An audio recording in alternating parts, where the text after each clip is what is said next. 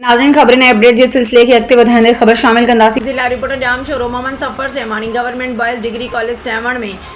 सिप्लाई unit जी चूंड कल 15/10/2024 government boys degree college Sehwan जे हर अज़ीज़ प्रिंसिपल प्रोफेसर हाफिज़ सबक़तुल्लाह सोलंकी जी निगरानी में कॉलेज जे सिप्लाई यूनिट जी चूंड थी गुज़री, जंहिंमें इलेक्शन में बीठल समूरा 6 उम्मीदवार बिना मुक़ाबले चूंडिजी विया।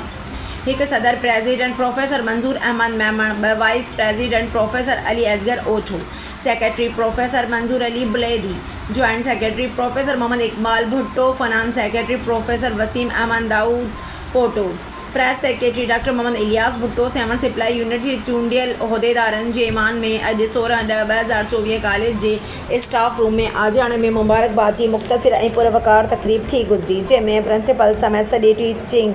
स्टाफ बिना मुक़ाबले चूंडिजी आयल यूनिट जे उहिदेदारनि खे गुलनि जा हार पाराए मुबारकूं ॾिनियूं ऐं चूंडियल उहिदेदारनि पंहिंजनि तक़रीरनि में प्रिंसिपल ऐं टीचिंग स्टाफ तरफ़ां इज़त अफ़ज़ाई लाइ संदनि थोरा मञिया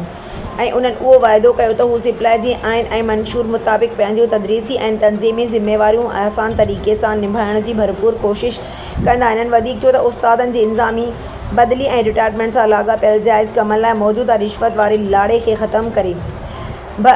करण जे लाइ भरपूर ऐं साॻारो आवाज़ उथारींदा रहंदा ऐं उस्तादनि जे हक़नि जे लाइ पंहिंजी वस आहार जा ॾींदा रहंदा।